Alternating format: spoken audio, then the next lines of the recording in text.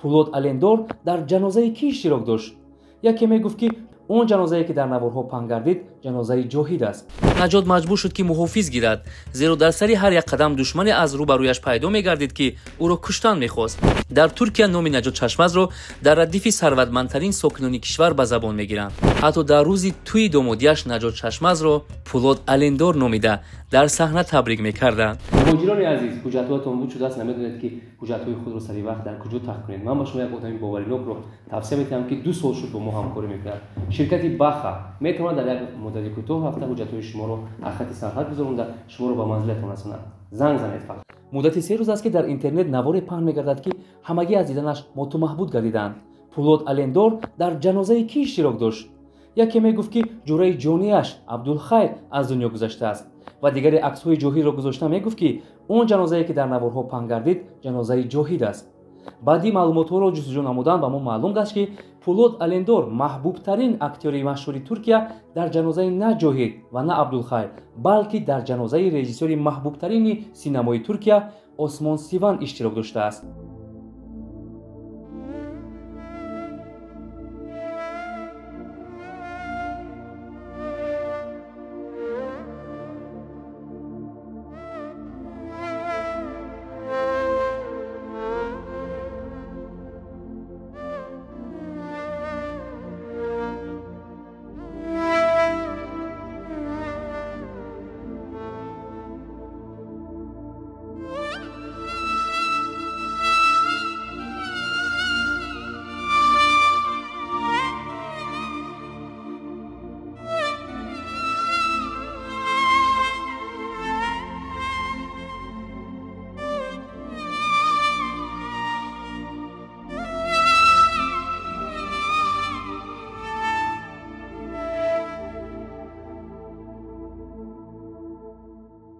осмон Сиван дар баробари режиссёри филми Водии Гургон буданд, боз дар ин филм нақшбозӣ низ намудааст. агар шумо дар наворҳо дида бошед, пулод алендор хеле рӯҳафтода ва ошуфта ба назар мерасад.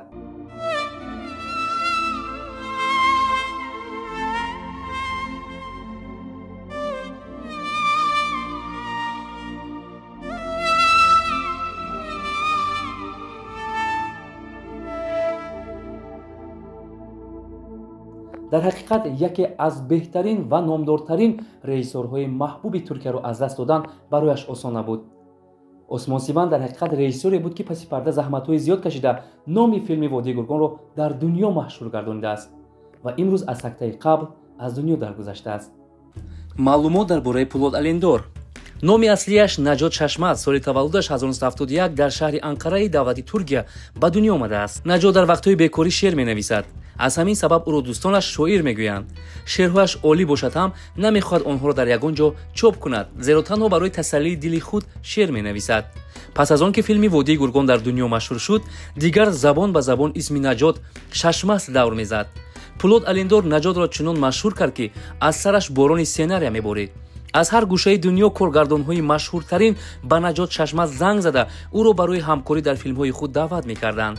вале Шашмаз дар назди ҳар як кинематографист шарт гузошта мегуфт ки филматон характери фашистӣ ва зӯроварӣ дошта бошад, беҳтараш ба умеди бо ман шартнома бастан нашавед. ман дар филмҳое ки бадкирдоронро меситояд нақш намебозам. ҳадафи тили душманон нақши пулод алендор ба Наҷот Шашмаз шӯҳрату маҳбубият оварда бошад ҳам ин ҷавони ҳунармандро душмандор кард. пас аз ба фурӯш баромадани Водии Гургон, Наҷот дигар осуда зиста наметавонист. мухолифони ҳукумат барои бо воситаи Водии Гургон сиру асрори онҳоро фош намуданаш актёрро бад дида пайти муносиб меҷустанд, то ба вай зарар расонанд. Наҷот маҷбур шуд ки муҳофиз гирад, зеро дар сари ҳар як қадам душмане аз рӯ ба рӯяш пайдо мегардид ки ӯро куштан мехост. ба ин ҳама эҳтиёт ва ҳушёрии душманон чандин маротиба қасди ҷони ҷавонаш намуда буданд. ягона актёре ки ба танаш 5 тир хӯрда намурдааст, ин офарандаи нақши пулод алендор Наҷот Шашмаз мебошад. зиндагии шахсии Наҷот Шашмазро шумо медонед? бонувони гуногун аз гӯшаву канори мухолифи дунё дар ҳасрати оғӯши гарми пулод алендор чун шам сӯхта обу адо мешаванд.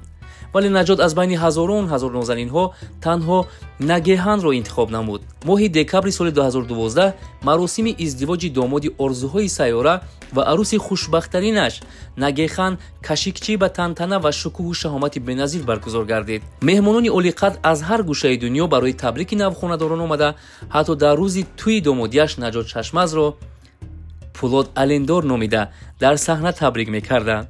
ҳунарманди миллионер Нагехан Кашакчӣ дар ҳақиқат хушбахттарин арӯси олам аст, ки чунки худованд машҳуртарин ва бойтарин домоди Туркияро насиби ӯ гардонидааст. дар Туркия номи Наҷот Чашмазро дар радифи сарватмандтарин сокинони кишвар ба забон мегиранд. Наҷот Чашмаз ба ғайр аз даромади калони аз филми Водии Гургон ба даст овардааш, боз чандин ширкатҳои тиҷоратии муваффақ дорад ва бо меҳнати ҳалол соҳиби бӯстонсарову қасрҳои бошукӯҳ ва ҳатто меҳмонхонаҳои шахсӣ гардидааст. бо ин ҳама дороӣ марди булҳавасу духтарбоз нест. ҳамсараш Нагеҳанро аз сидқи дил дӯст медорад ва ба духтарони хомхаёле, ки зандориашро дидаву дониста ба вай изҳори муҳаббат мекунанд, бо чашми нафрат менигарад. наҷот имрӯз бо Нагехан зиндагии хубу ором дорад ва соҳиби як писарча аст. ин буд маълумоти тоза дар бораи Наҷот Чашмаз, ҳамон ҳунарманде ки бо номи Пулод Алендар имрӯз дар дунё машҳур аст, хусусан дар тоҷикистони мо. шумо мехоҳед ки дар бораи боз кадом актёрҳои номдортарини дунё маълумот пешниҳод намоем? пас ба зери видео буда ҳатман комент кунед. мо дар наздиктарин фурсат барои шумо маълумот медиҳем. то барномаи баъда хайр.